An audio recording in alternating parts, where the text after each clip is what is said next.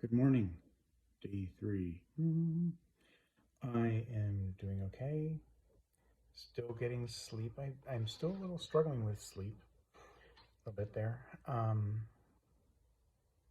went to bed at like 9:20 or something, which is a little later. I'm trying to get that 9 o'clock one, but I got distracted. Something that happens to me. And so, whatever. Not a big deal. I got into bed and did get to sleep. Woke up midnight, but then I went back to sleep and I was up at 5. So I feel like I should be sleeping more, 8 hours or whatever. Man, when I wake up, at least I'm not tired when I wake up. That's for sure. And maybe I'm a little less sore because I oftentimes in the past have just had to get up because I was so miserable in bed. So I don't know if it's me or the bed or what's going on, but up at 5 and came down, made some tea, and I was checking an email. I was trying to buy this rowing machine off somebody, and we were like communicating back and forth email, and then they just stopped communicating. So they probably sold it. Who knows? I could just go to the gym and use a rowing machine there. I've thought about joining the gym. I hate the thought of spending that money every month, but the benefits are you get to go out, do different things, and maybe get involved and meet people instead of being a hermit. So they kind of put this hard sell on me, so I got a few days to think about it. But the plan for today was to go do something at the gym, which for some reason is scary to me. Not scary, but just like, that's why I don't do gym memberships, because I don't go. It's like I have the me, and then I have this other me that I want to be, or I think would be neat. The broad that goes to the gym and has lots of friends. Anyways, we'll see how that goes. Baby steps. So while I was checking my email, I saw a message from Adrianne from, what is it called? Yoga with Adrianne. She's very popular on YouTube. And I had signed up for this New Year's yoga thing. I hadn't done any of it. It was a number 19. I thought, you know what? Let's check it out. And I looked at it. I was like, this is easy. 20 minutes. Just do it. So I did it. And it was nice. I struggled like seeing what she was doing sometimes with my phone. She had a big TV or something. But I managed. And I liked it. And I did it. And then I had my tea and I had my well, I kind of like this. It's not part of the blueprint with Brian Johnson, but I mix up this blueberry.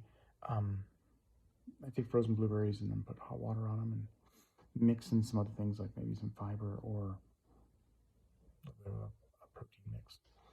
Anyways, had that and had my tea, and then I was thinking about something. Oh, right. So I thought this was an interesting thing. Metaphor? I'm not sure what it is, but I have been, and in December, so I've been learning Spanish recently. I took a class, 2 classes, signed up for another, and that was, their approach wasn't really working for me, but having to show up once a week was really the biggest thing. They're really into grammar. So I started doing Pimsleur also, which is an app, and I signed, $1 more and you get every language that they do. But I can only do one at a time. So I'm working on Spanish, and I got up to lesson 17 or 18, and then I just like hit this wall of comprehension. I was like, I can't do this. And you're supposed to do them every day, and I just stopped. I was like, crap, I am paying for this thing again. I'm not doing it. And so then I took a break, and then I went. And if I take a break, then I really forget things. So I thought, okay, I'll start back at lesson 1. But I also sent a message to them, and they sent back a link to something, and I read the directions, and they're like, what you're supposed to do is do the lessons, listen to them, and then also do the other parts where you read and stuff. But the listening part, you don't move on until you've mastered 80%. And I haven't been doing that. I've been like, yeah, I can kind of do it, whatever. Next one, next. And that's how I got overextended into Spanish territory that I was just failing at. I just couldn't do it. And it wasn't fun.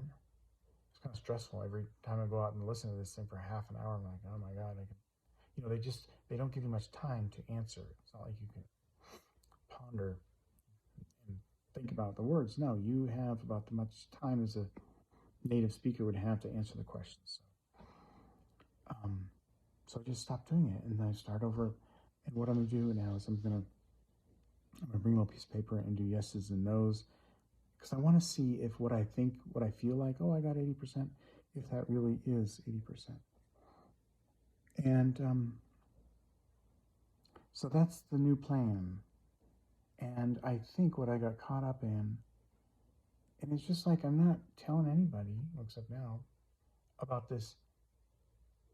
What I feel like I got caught up in my own head was this false sense of achievement. It's like, I'm on lesson 18. Well, who cares? If you don't know it that well, it doesn't matter.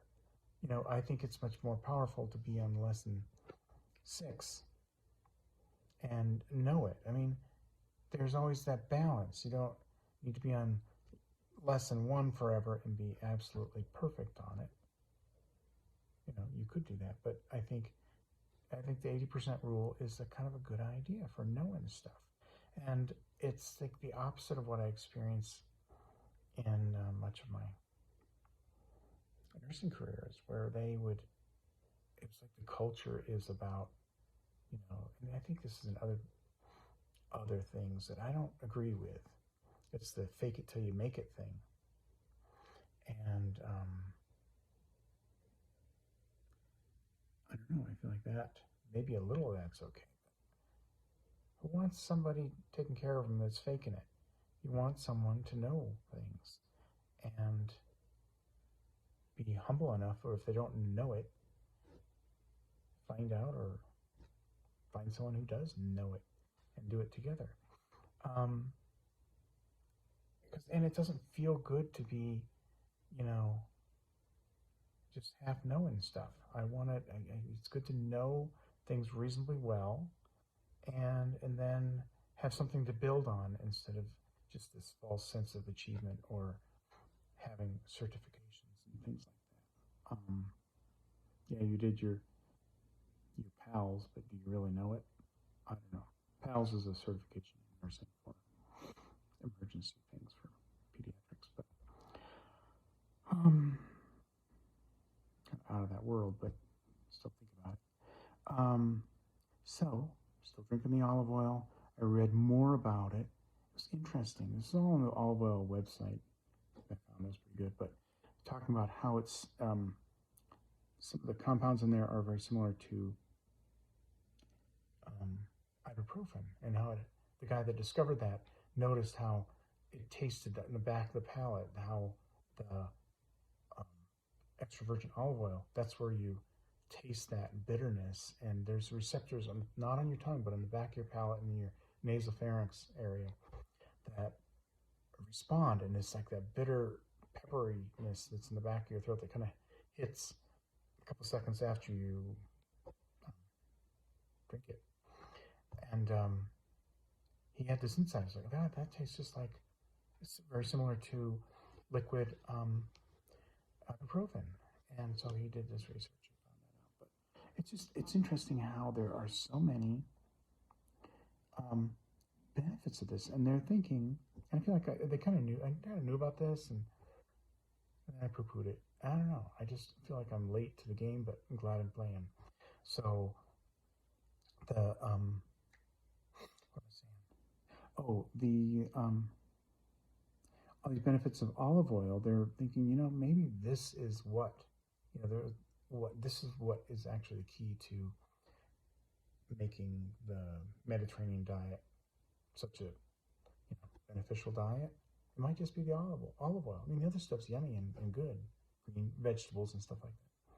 But the olive oil is the key. And of course, the highest quality, freshest grind, they're not all the same. So I've been learning about that too. I'm not going to go into it, but it's pretty interesting. Okay, well, time flies. Gotta go.